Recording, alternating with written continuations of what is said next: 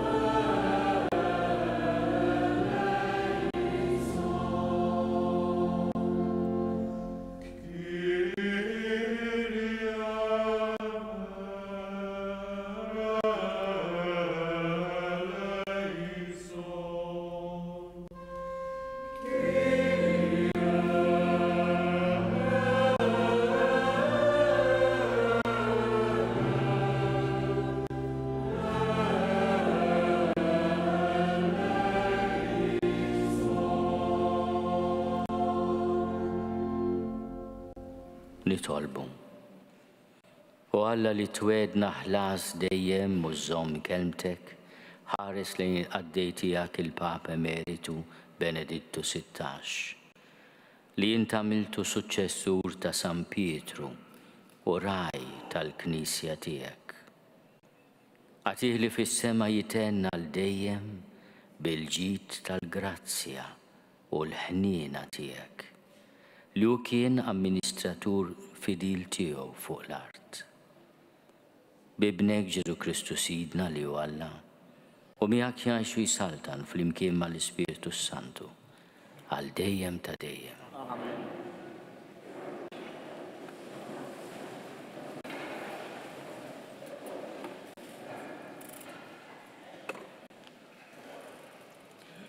Qarim it-tieni ittra ta' San Pawlo Apostlu lil Korintin. Pawlu Apostlu ta' Ġesu Kristu birida ta' Alla u Timotju ħija l-Knisja ta' Alla li qiegħda f'Korintu flimkien mal-qaddisin kollha li qegħdin fl-Akajja. Grazzja lilkom u slim mingħand Alla l-Missier tagħna u l-Mulej Ġesu Kristu. Inbidek Alla u Missier Sidna Ġesu Kristu, Missier il-ħnina u Alla ta' kull faraġ. U jfaraġna fil-hemm kollu tagħna biex aħna permezz tal-faraġ li biħalla jfarraġ lilna nkunu nistgħu nfarġu lil dawk kollha li jinsabu f'kull xorta ta' hemm. Bħalma joktru fina s-sofferenzi ta' Kristu, hekk ukoll permezz ta' Kristu joktor fina l-faraġ. In-niket tagħna jservi għall-faraġ u s-salvazzjoni tagħkom, u jekk nitfarġu dan iservi għall-faraġ tagħkom li jaħdem fikom biex ikollkom il-qawwa tissapportu s-sofferenzi nissapportu aħna wkoll. B'hekk it-tama tagħna fikom dejjem qawwija, għax aħna nafu li kif intom taqsmu magħna s-sofferenzi tagħna, hekk ukoll taqsmu l-faraġ tagħna. Ma rridukomx ma tkunux tafu ħuti bit-taħbit li ġie fuqna fl-Asja. Konna mafussin iż-żejjed li ma konniex nifilħu u konna qtajna qisna minn ħajjitna. Iżda ħassejna fina s-sentenza tal-mewt biex ma nittamawx fina nfusna, iżda falla li qajjem lil mejtin. kienu li ħelisna minn daqstant perikli tal-mewt u għad jeħlisna. Fih nittamaw li jerġa' jeħlisna bil-għajnuna tat-talb tagħkom għalina. Hekk ħafna minħabba d-don li rċevejna aħna, irroddu ħajr għal grazzi li qlajna bis-saħħa tat-talb ta' ħafna. Għaliex ma marx iżurhom il-ftaħir tagħna u dan. Il-kuxjenza tagħna tixdinna li aħna ġibna ruħna fid-dinja bis-sempliċità u s-sinċerità li ġejjin minn Alla. Mhux bl-għaqal tad-dinja, ma bil-grazzja ta' Alla. L-aktar fejn kellix naqsam magħkom. Aħna ma nikdbulkomx għajr dak li tistgħu taqraw u tifhmu. Nittamaw li intom tifhmu kollox sewwa bħalma ġa fhimtu xi ħaġa minna. Sabiex intom tiftaħru bina u aħna niftaħru bikom f'jum Sidna Ġesu Kristu. Jiena kont żgur minn dan u għalhekk qabel rid niġi għandkom biex terġgħu tifirħu u ngħaddi minn għandkom għal Maċedonja. U mbagħad nerġa' lura mill-Maċedonja għal għandkom u tqabduni triq intom għal Ludija. Meta iddeċidejna li nagħmlu dan, jaqgħu minna hekk bla ħsieb? Jaqgħu dak li niddeċidih għall-interessi ta' din id-dinja mod li jkun hemm fija iva u lele fl-istess ħin? Tassew, daskemm tassew u fidel Alla. Il-kelma tagħna lilkom ma kinitx iva u le. L-iben ta' Alla Ġesu Kristu li xandarnilkom aħna, jiena u Silvanu u Timotju, ma kienx iva u le. Fih kien hemm l-iva weħida, għax fih il-wedit ta' Alla kollha saru iva. U għalhekk li aħna permezz tiegħu ngħidu l-ammen għall glorja ta' Alla.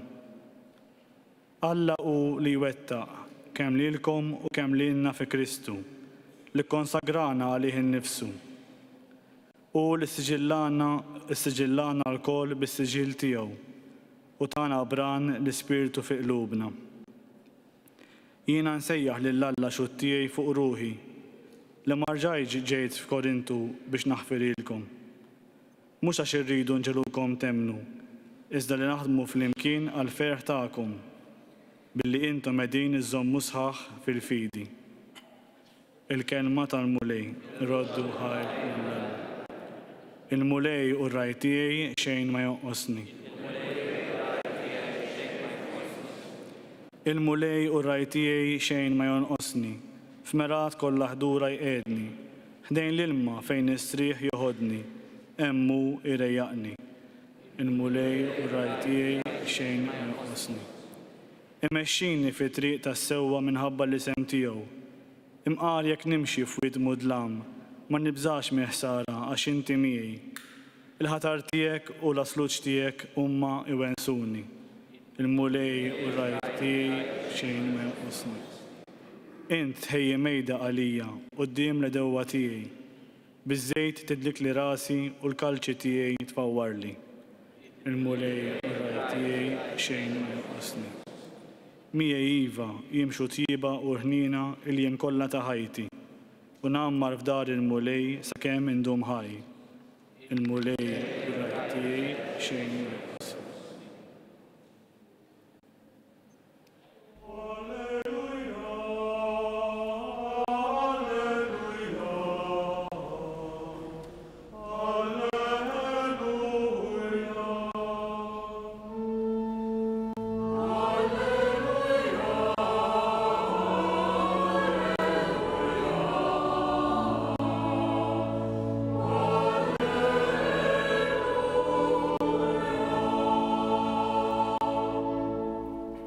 Alla fl-modi nkellem lill-missirietna ħafna drabi u b'ħafna manieri permezz tal-profeti. Issa dan l-aħħar żmien u kellimna permezz ta' Ibnu.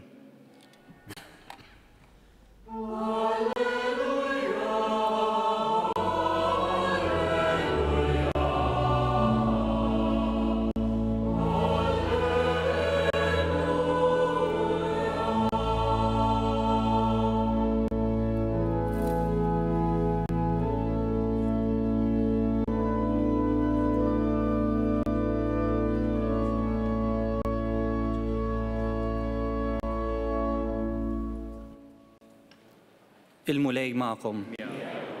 Qari mill-Evanġelju skont San Ġwan.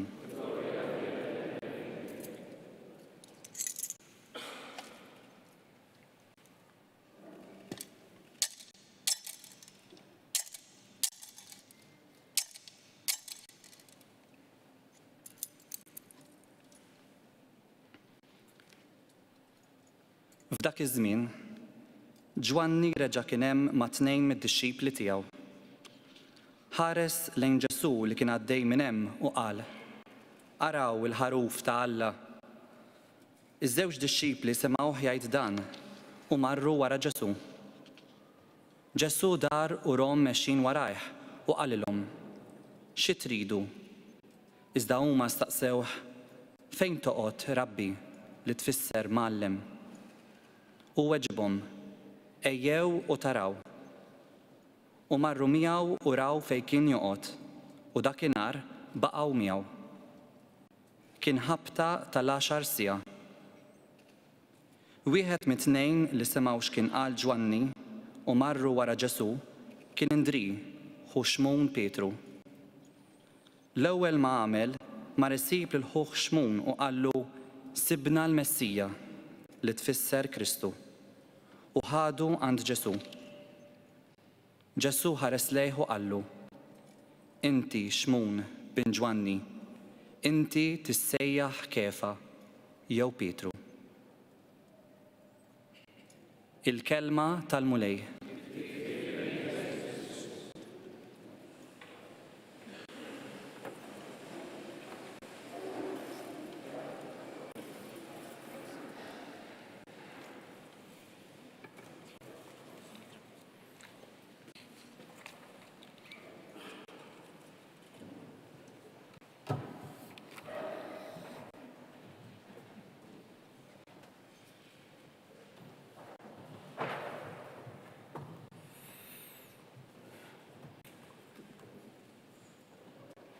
L-ewwel ma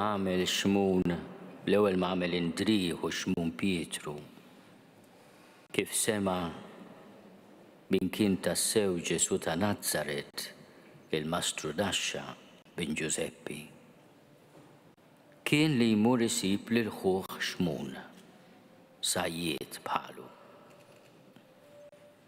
Ma jgħidlux: Sibna lil Ġesu ta' Nazzaret, jew Mastru Daxxa bravu, jew iben ta' Mastru Daxxa. Jgħidlu: Sibna il-Messija li tfisser Kristu, il-Midluk, u ħadu għand Ġesu. Id-dialogu ta' Ġesu ma' dan xmun fl-ewwel kapitlu ta' San Ġwan li għadna kemm smajna silta minnu huwa essenzjali. Imma Ġesu iħares lejh u jgħidlu: Inti xmun bin Ġwanni, inti iben missierek, inti tissejjaħ Kefa, Pietru, Blata. L-istess għamel Ġesu u jħares lejn Josef Ratzinger. Ħares lejh: Inti Josef, ommok u missierek nafuhom. Il-Bavarja minn fejn ġej nafuha wkoll. Inti tissejjaħ Pietru. Hija vokazzjoni speċjali din. Huwa toqol li mhux ħafif. Niftakar li l-għada li ġie elett Papa, dak li għalina kien il-prefett il-Kardinal Ratzinger, ġie isel minna fil-Kongregazzjoni tad-Dottrina tal-Fidi. Iddeċida li jkun dan l-ewwel att tiegħu bħala Papa, jerġa' jirritorna fejn kien għex u ħadem taħt San Ġwan Pawlu II għal diversi snin.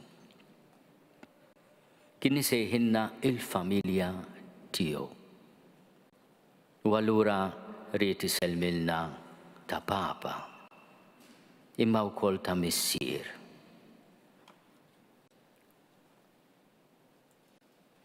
Kienet tinħass fil-ħarsa ta' jnejh din il-vokazzjoni ġdida, imma wkoll ir-responsabilità tremenda li hu jissejjaħ u jkun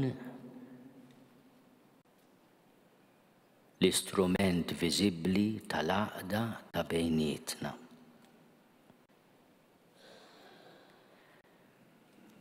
Għażilna dan il-qari pjuttost twil, l-ewwel qari mill-ewwel kapitlu tat-Tinizza il-Korintin għal raġuni partikolari ħafna. Għaliex Joseph Ratzinger meta sar saċerdot kien għażel silta minn din littra imqanqla kommossa tal-Apostlu missierna bħala motto tas-saċerdozju tiegħu. Aħna naħdmu flimkien għal ferħ tagħkom. Mhux għax irridu nġelukom temnu, imma naħdmu flimkien għal ferħ tagħkom. Billi intom qegħdin iżommu sħaħ fil-fidi.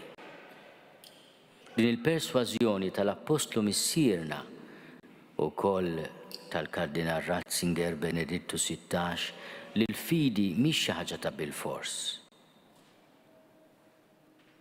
Li tbella lil xi ħadd bit-theddid u bil-biża' u bit-trejid.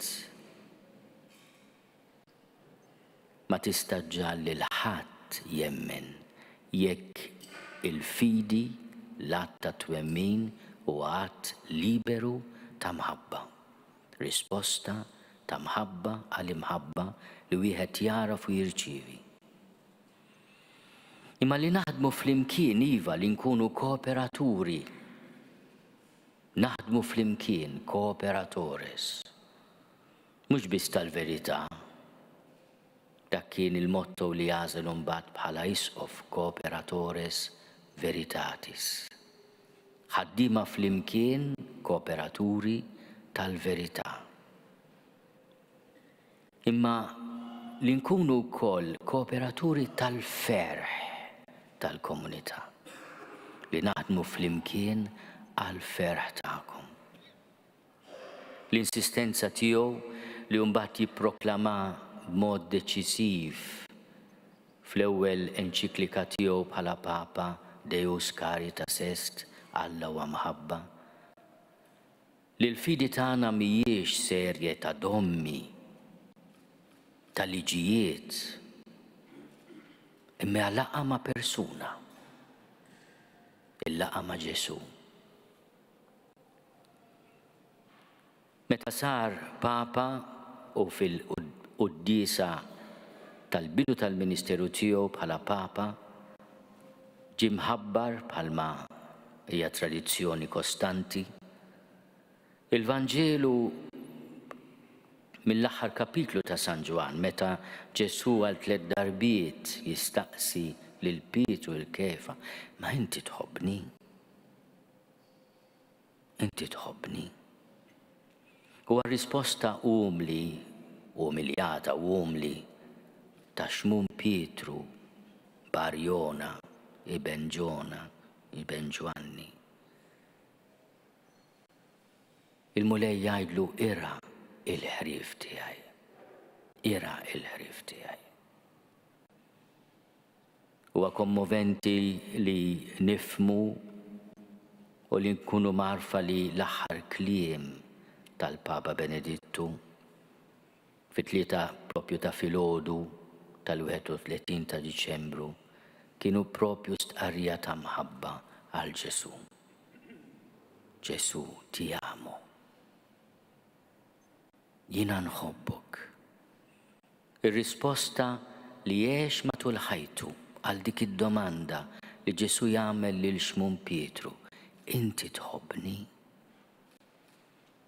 Hija domandi li jagħmel lil kull wieħed u waħda minna. Inti tħobbni? se tkun ir-risposta tiegħi u tiegħek? Fl-ewwel qari smajna lil Pawlu jitkellem dwar il-fedeltà tiegħu lejn il-kelma ta' Ġesu. Jiena il-kelma tiegħi jgħid ma kienx iva u le. Kompromess bejn żewġ affarijiet li ma jistgħux jitpoġġew flimkien. Donni qed tipprova tibla l-ħajja u l-mewt f'daqqa. Imma iva weħida. Quddiem il-mewt u l-ħajja, Pawlu għażel il-ħajja. Ma għamilx kompromess mal-mewt. Għax fih f'Ġesu l-wedid ta' Alla kollu saru iva, fedeltà. Ejjew nitolbu l-interċessjoni tal-qaddisin ta' Sitna Marija, ta' San Giuseppe, ta' San Benedittu għal Papa Emeritu. Bħalma tgħid it-talba tal-Knisja, il-qaddisin, il-martri jakkumpanjaw iresquh quddiem it-tron tal-ħnina, tal-verità, tal-ġustizzja ma wkoll tal-fedeltà ta' Alla. U aħna il-mulejja tina l-grazzja li niftakru fil-kliem meqjus li qalilna meta kien fostna il-Papa Benedittu fl-2010. Meta lil Malta irringrazzjaw f'aħħara tad-difiża tal-familja u tal-ħajja mill-ewwel mument ta' tnissil sal-mewt. L-apprezzament tal-Papa Benedittu quddiem l-ogħla awtoritajiet ta' pajjiżna ma kienux kliem fieraħ, imma rikonoxximent ta' valuri sodi li aħna għadna napprezzaw.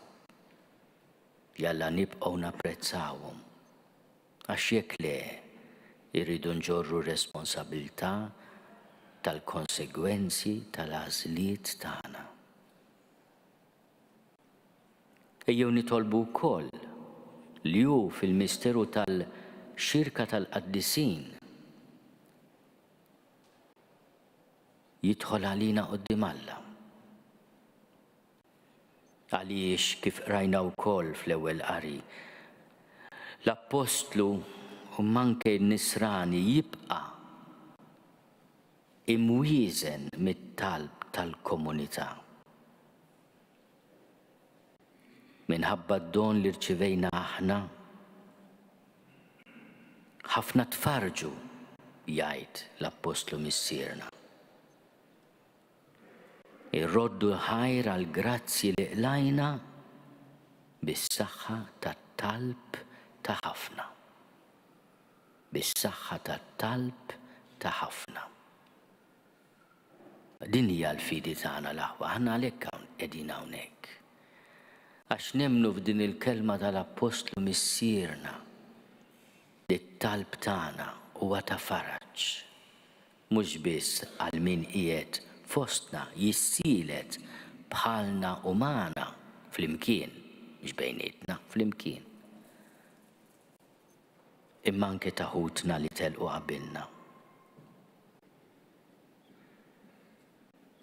Il-mulejja tiegħi il-mistrieħ ta' dejjem. Id-dawl ta' dejjem jiddi fuq, jistrieħ fis-sliem.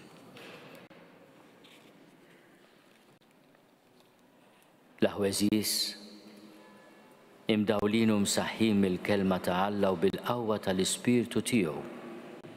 Ejjew nitolbu lill-Missier bi Kristu Sidna ħalli jisma' dawn it-talbiet tagħna. Għal-Knisja kollha mxerda mad-dinja biex kompli twassal dejjem u kullum kien is-sejħa tiegħek biex nissieħbu miegħek fil-ħajja ta' issa u ninaqdu miegħek fil-ħajja ta' dejjem nitolbu. Isma'na nitolbuk, mulej. Għall-ordnijiet kollha tal-Knisja biex f'fehma waħda u qalb waħda bejniethom ikomplu fid-dinja l-ħidma tal-Apostli affdata lilhom minn ibnek Ġesu Sejjaħ żgħażagħ u tfal biex jimxu warajk u jaqduk fil-ħajja saċerdotali, reliġjuża u missjonarja nitolbu. Ismana nitolbuk mulej.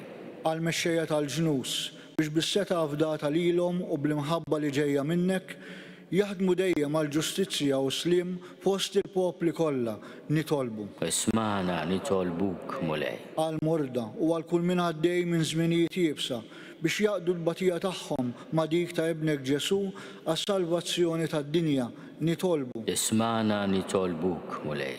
Għal familji kollha biex imħeġġin mill-kelma tiegħek u mqawwijin mill-imħabba tiegħek ikunu ambjent tajjeb u sod fejn it-tfal u żgħażagħ jikbru u jimmaturaw bħala ċittadini xierqa u nsara tajbin nitolbu. Ismana nitolbuk mulej. Għalina l-koll inġbarna biex nitolbu għal qaddej tiegħek il-Papa Emeritu Benedittu 16 li inti sejjaħtlu minn din il-ħajja għal ħajja ta' dejjem biex bil-mod kif ngħixu fuq din l-art inħejju ruħna sewwa għal ħajja miegħek fl-eternità nitolbu. Ismana nitolbuk mulej. U Alla li tara fil-ħsibijiet u x-xewqat kollha tal-bnedmin. Ilqa' dawn it-talbit tagħna u kull xewqa tajba li tnissel ġewwa fina u saħħaħna biex nagħmlu biss u dejjem dak li tixtieq minna inti bi Kristu Sidna.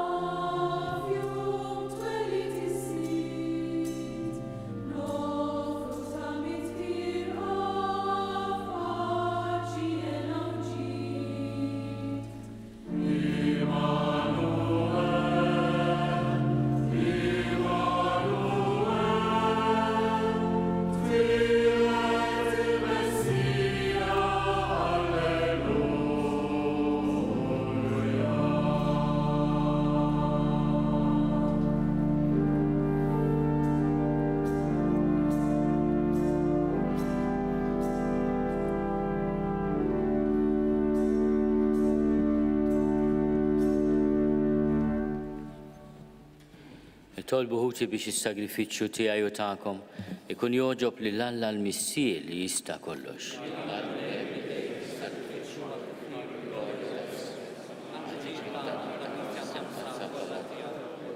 Fit-tjiba tiegħek mulej għas-sagrifiċċju ta' tpattija li se nofrulek biex tagħti l-ħlas tal-għena bla tmiem lil qaddej tiegħek il-Papa Emeritu Benedittu 16 u xerret fuqna d-doni tal-ħniena u l-grazzja tiegħek bi Kristu Sinu.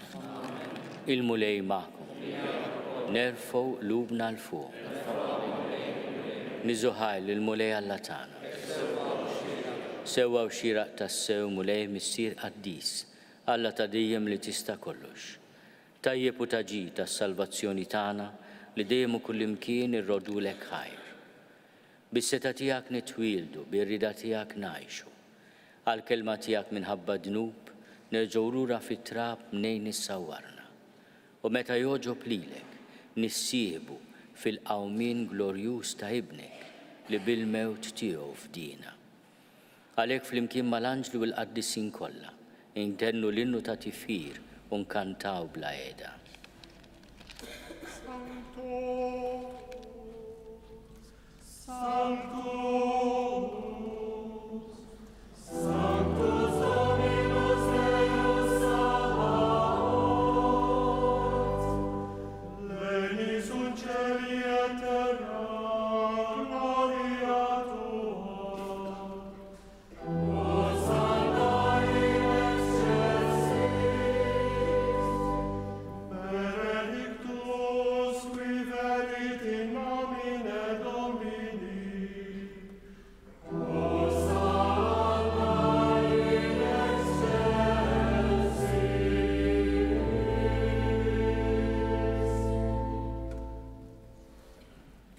Għaddis tas-sew int mulej intilajn ta' kull dusija. Għaddis għalhekk nitolbuk dawn l-offerti bil-barka tal-Ispirtu tiegħek biex isiru għalina l-ġisem u d-demm ta' Sidna Ġesu Kristu li meta kien se jingħata biex minn raj ħibati ħal-ħobs ratti l-ħajr qasam ta' lid-dixxipli tiegħu u qal: ħudu u kulu l-koll minn dan għax dan huwa ġismi li jingħata għalikom.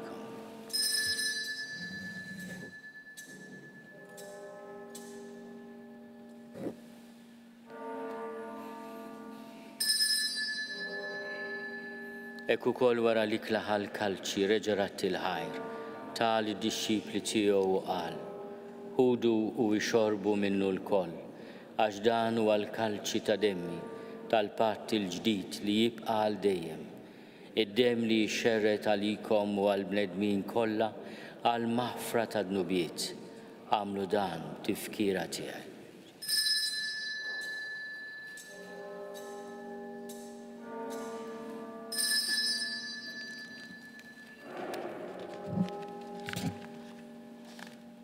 Dan hu l-misteru tal-fidi.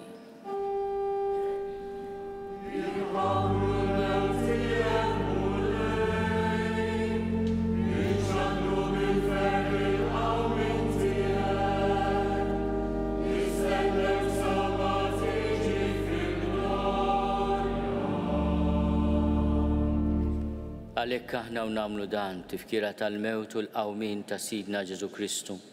Nofrulek mulej il-ħobs tal-ħajja u l-kalċi tas-salvazzjoni. U rodulek ħajra xogħġbok tilqana hawn quddiemek biex naqduk. U miċ-ċokontana nitolbu li l-Ispirtu Santu jaqadna f'ġisem wieħed lilna li nieħdu sehem mill-ġisem u d-demm ta' Kristu. Ftakar mulej fil-Knisja tiegħek imxerda mad-dinja kollha. Wettaqa fl-imħabba fl-imkien mal-Papa Franġisku, miegħi qaddej tiegħek mingħajr ma jistoqli, mal-Isqof Joseph li qed jgħinni, mal-Isqof Anton, mal-isfijiet konċelebranti u mal-ministri tiegħek kollha. Ftakar fil-qaddej tiegħek il-Papa Emeritu Benedittu 16 li jogħġbok jissejjaħlu għal għandek minn din id-dinja. Għamel li kifu bil-mamudija miet fibnek u bħal ibnek, ekku kol fibnek u bħal ibnek jirxox tal-ħajja. Ftakar ukoll fħutna li raqdu bit-tama tal-qawmien. Ftakar fil-mejtin kollha. daħalhom qudiemek fid-dawl tas-seb tiegħek. Ħenna lina l-kol nitolbuk, għati lilna wkoll il-wirt tal-ħajja ta' dejjem. Flimkien mal-Verġni Mqazzom Malla Marija, mal-Arus tagħha San Ġusepp, mal-Apostli u l-Qaddisin kollha li jgħixu fil-ħbiberija tiegħek sa mill-bidu tad-dinja. Għamel li magħhom infaħruk u nsebħuk b'Ġesu Kristu ibnek. Bi Kristu, ma' Kristu fi Kristu. Jingħata lilek Alla Missir li tista' kollox flimkien mal-Ispirtu Santu, kull ġieħu glorja għal dejjem ta' dejjem. Ejjew nitolbu. Ifallimna u ridna nagħmlu liben ta' Alla Ġesu għas-salvazzjoni tagħna. Missierna li inti fis-smowiet jitqaddes ismek tiġi saltnatek, ikun li trid int kif is-sema hekk fl-art. Ħobżna ta' kuljum għatina llum, aħfrinna dnubietna bħalma naħfru l-minu ħati għalina. La ddaħħalniex fit-tiġrib, iżda eħlisna mid-deni. Eħlisna nitolbuk mulej minn kull deni. Għatina fit-tiebu ħnina tiegħek il-paċi fiż-żmienna, biex inkunu ħielsa dejjem mid-dnub u mħarsa minn kull inkwiet. Aħna u nistennew u nittamaw ilejna u l-miġja tas-Salvatur tagħna Ġesu Kristu. Mulej Ġesu Kristu li għat lill-Apostli tiegħek, inħallilkom is-slim, nagħtikom is-slim tiegħi. La tħares lejn nubietna, iżda ħares lejn il-fidi tal-Knisja tiegħek. Għatija slimu laqta li jien trid fiha int li tgħixu s-saltan għal dejjem ta' dejjem. Il-paċi tal-mulej tkun dejjem magħkom. Għatu il-paċi li xulxin.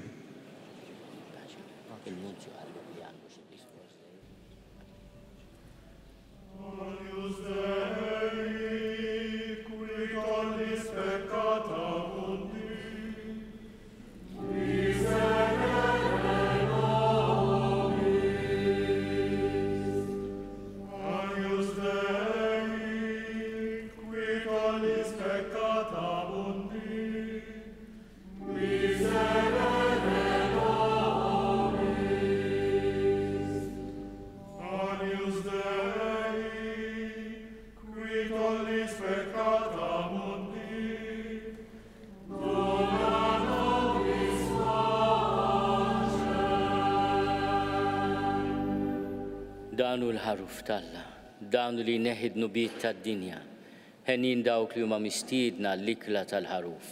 Mulej ma jistoqlix li tidħol taħt is-saqaf tiegħi, iżgħid biss kelma waħda u ruħi tkun infejha.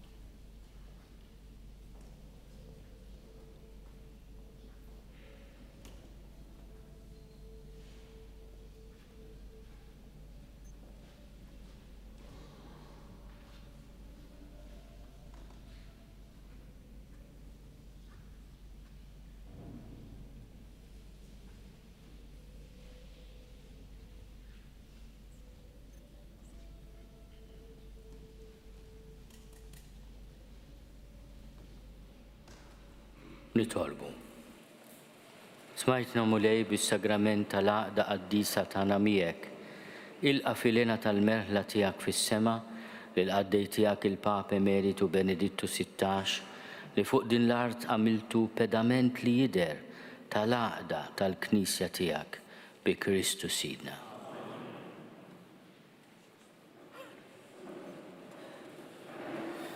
Dear brothers and sisters in the Lord, Leer kruvjichet u wachata mikon, nishtik in wasal, is wache soat ta kutusia die auch Papa Francisco.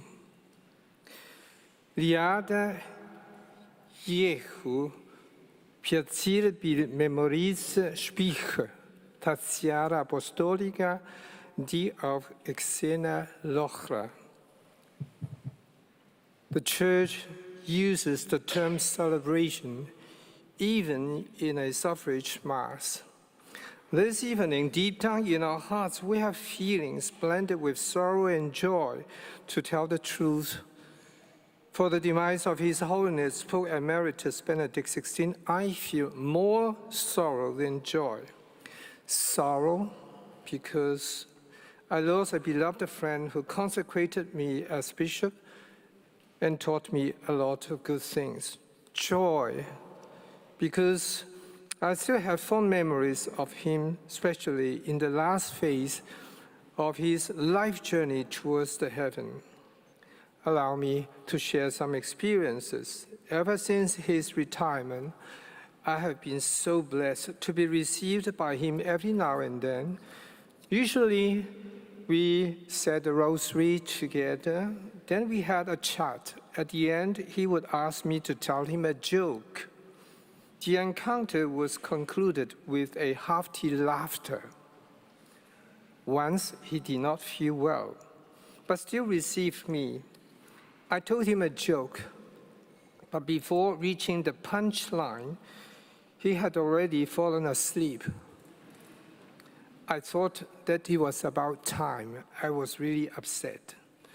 But then, a few months later, we met. He became smart again and did not forget to ask me for a joke. Every now and then, he surprised me with his sense of humor. I brought him some gift, ginseng tea, chocolates, honey. Then he told me, "We are going to open a supermarket." I came to understand that we should not be tied up by the courtesy of gifts. He had a small purse for his rosary beads. I took his and gave mine to him. Of course, mine is much better than his. Ever since then, he always showed me the small purse I gave him. Once he said to me, "Look, we are the only two bishops in the world to use a bear in the coat of arms." It is true. His is a bear from Germany. Mine is a panda bear from China. Once in Vatican Garden, we were walking back to his house, the monastery of Mother Ecclesia. A cat was on the way.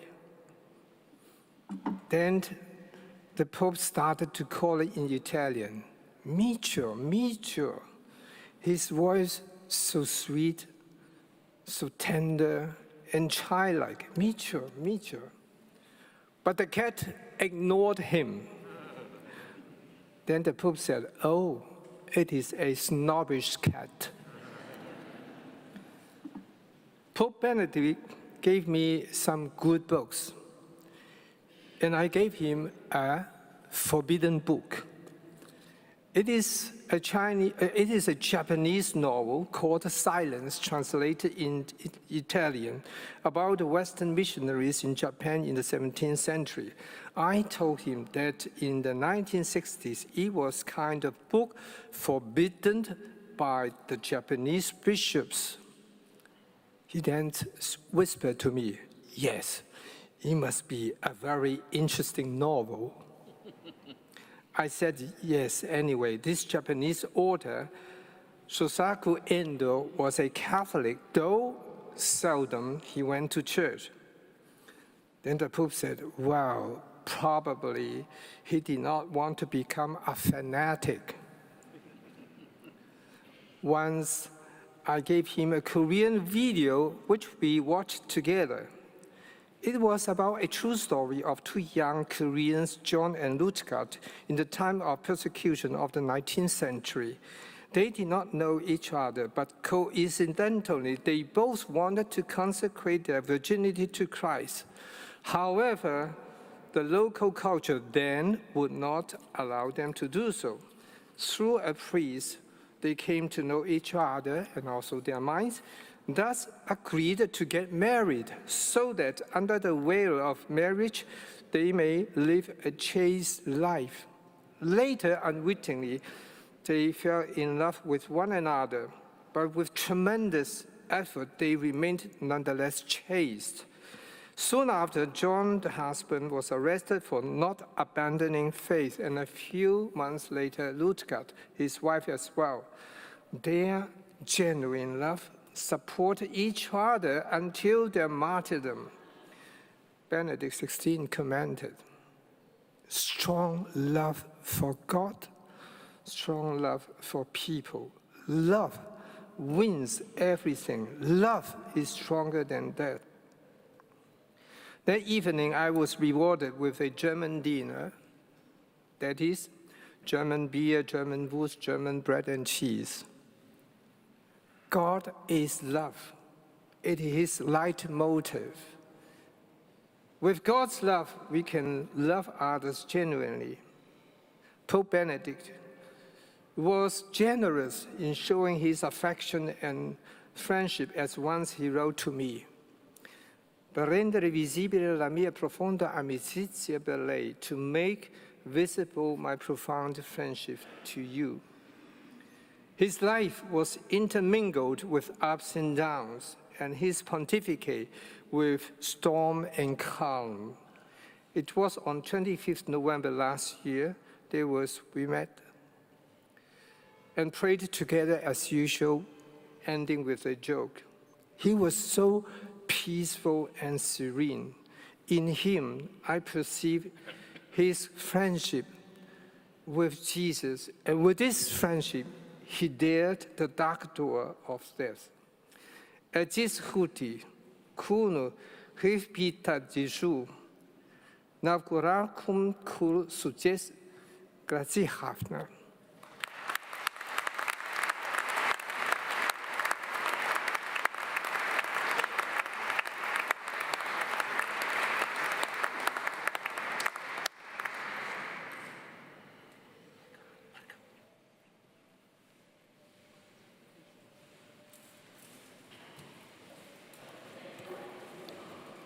Il-mulej ma'kom. Iberikom Alla li jista' kollox, il-Missier u l-Iben u l-Ispirtu Santu. Amen. Morru fil-paċi ta' Kristu. Roddu ħajr mill-Alla.